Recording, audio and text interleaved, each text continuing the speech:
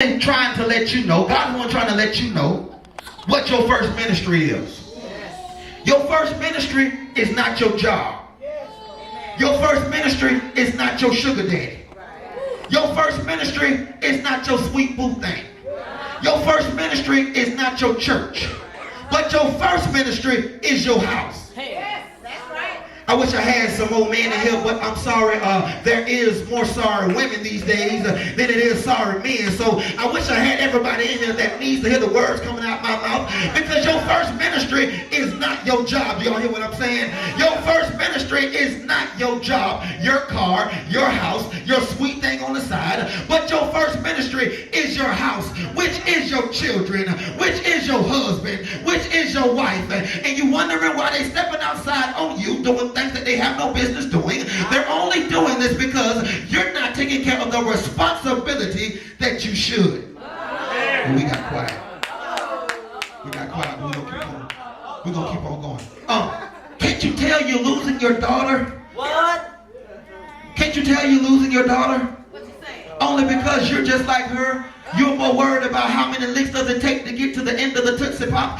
Can't you tell you're losing your son? Because he got 1 foot in jail and 1 foot in hell. But God said, I need you to do what I commanded you to do. And I commanded you to take care of your house and stop worrying about everything on the outside. The first thing we need to do is act like we're in an AA meeting. Preach right there. Build a tent. The first thing we need to do is identify our problem in our house.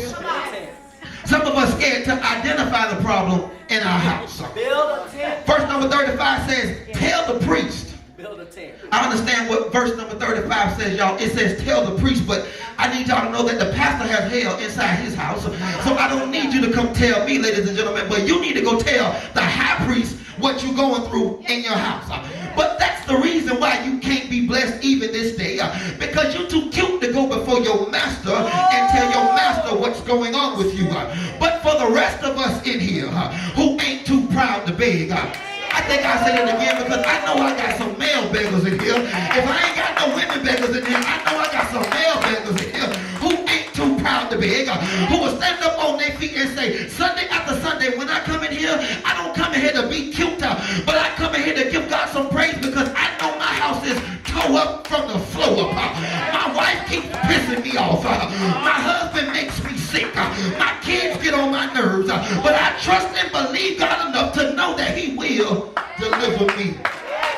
I trust and believe God enough, in spite of what I'm going through right now, to know that He will deliver me. Now, after you talk to the high priest, the high priest is Jesus for us. It's not man. The high priest is Jesus. He says, go home and figure out what's causing your problem. Build a tent. He said, go home and figure out what your problem is. Is my spouse unhappy with me? Did she find somebody a little better than me?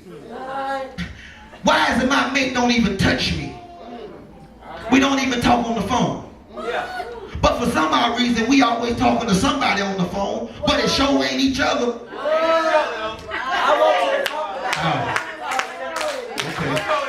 I guess that was a little too deep for y'all. I know I got a deep church in here. Don't be acting like y'all don't talk on the phone no more, but you always on the phone with somebody.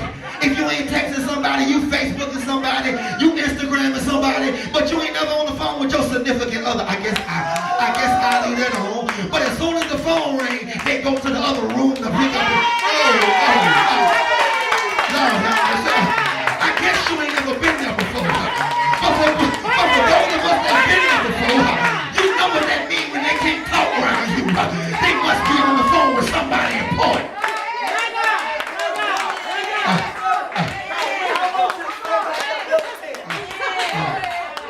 I guess I shouldn't have went there. I don't want nobody to go home and get upset. Don't say now what Pastor just said. No. Don't do that. Why my mate won't touch me, y'all? We won't even speak to one another. Build a good tent.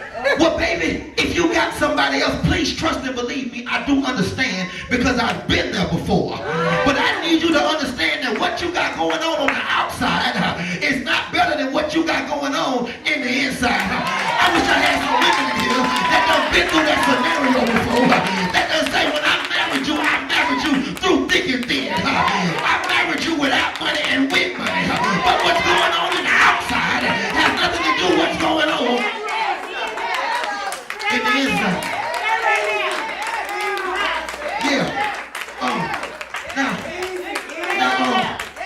go back to your AA meeting and you identify the issue, God says, I need you to just straight cut it off. I need you to cut it off. And now I'm not telling you to get rid of your spouse or kick your children out.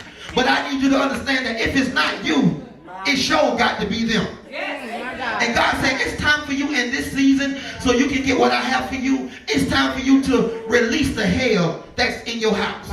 In other words, y'all, God is saying, please don't let the doorknob hit you with a...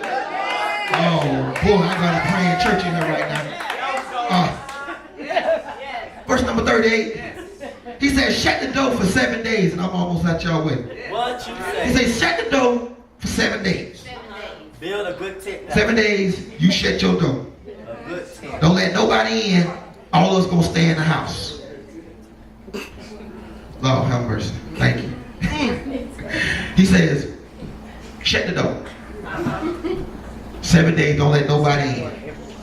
This means you can't go over to your drinking buddy's house. You can't go over to your drinking buddy's house for 7 days because we worry about getting our house together. You can't go out on a girls' night. Nope, we worry about getting our house together. Your little hard head, badass church. Oh, I had to throw it out there. I had to throw it out there. They can't go to nobody's house and spend the night for the next 7 days. Because y'all, we finna get back to old time religion. And y'all, we finna close up the house and we finna start praying on some things. Because I need y'all to know that a family that prays together stays together. And that's the reason why you ain't got yourself together, Mr. Courtney. Because you ain't got in the house and closed it up. If you get to give God praise, so God can get you back on the right track. You see, ladies and gentlemen, y'all need to understand that when you come in here, it's not about people taking pictures of you, but it's about you giving God praise so you can get your own track. But some of us ain't got there yet, but we still love Him. Some people ain't got there yet, but we still love Him. We still love Him. Now, I'm going to try my best to get back to this right now. I did say, y'all, you can't go to your drinking buddy's house. You can't go to nobody's house and roll up weed. If you're going to roll your weed up in your house. God said right now, you can't go to nobody's house, but I need you, Auntie Ann, to close the door and let's start praying. Let's start praying. You see, I ain't worried about what you do inside your house because I don't pay no bill inside your house. The only house I need to be worried about is 14211 Southeast 100th Avenue, Summerfield, Florida, 34491 because that's my house. But God said, close your house. Close it up. Close it up for 7 days. 7 days. God said, for 7 days I need you to praise my name.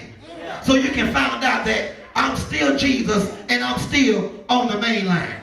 I'm ready to go home. God said, I need you to close your house up for 7 days so you can begin to pray to me like you used to. You see, y'all, some of us forgot how to give God praise because we only come in here, y'all, and we always worried about Courtney pumping and priming us.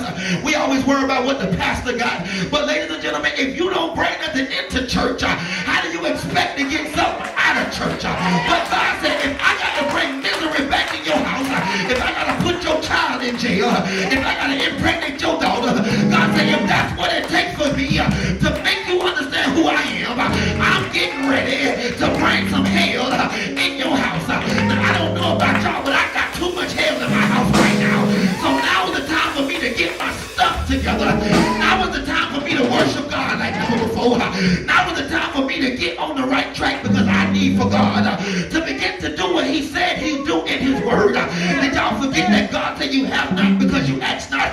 Well, your problem is you asking the wrong person. But if you start asking God for what you need, God will begin to open up a window so your blessing can slide. So your blessing can slide through.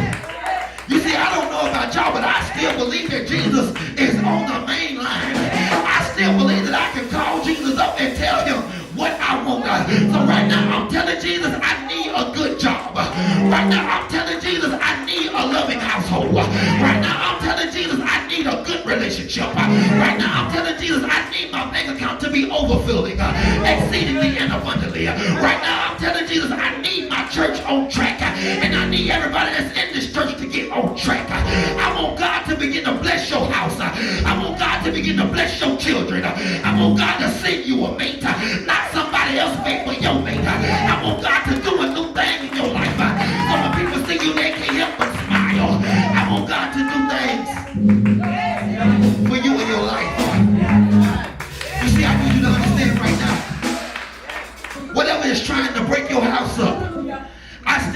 you this hour, I decree, I declare that I decree, I declare, y'all, that Jesus is getting ready to break every chain in your household. You see, a lot of us got chains in our household that we can't see because we are in the physical spirit. But God said it's time for you to step in the spiritual spirit so you can see the chains that's in your house. That no good wife, you got to let her go. That disrespectful husband, you got to let him go. Them disobedient children, you got to let them go. Let them go out and see how hard it is to keep a roof over their own head.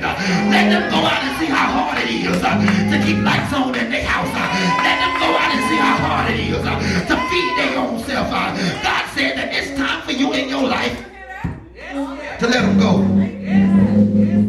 To let them go. God said you got to let them go. You see, I know I'm not the only one in here, but I'm tired of talking to my kids. Talking ain't gonna work no more, so I'm closing my door for 7 days. I'm tired of talking to my spouse. That ain't gonna work no more, so I'm closing the door for 7 days. I'm tired of talking to my family members who I love. That ain't gonna work no more, so even if I slam the door in your face, I'm slamming the door and I'm closing it for 7 days. And now I realize for once in my life, I got to have a talk with a man named Jesus. Once I go in my house and close my door for 7 days, once I get down on my knees and start talking to a man named Jesus, because at the name of Jesus, every knee will bow. At the name of Jesus, every tongue will confess. And when I get done having a little talk with Jesus, Jesus will turn this frown into a smile. Once I get done having a little talk with Jesus, Jesus is going to begin to elevate me over my problems. Once I begin to have a little talk with Jesus, Jesus is going to work out everything on my behalf. Y'all, I come in this morning to get the hell that's inside my house, out my house.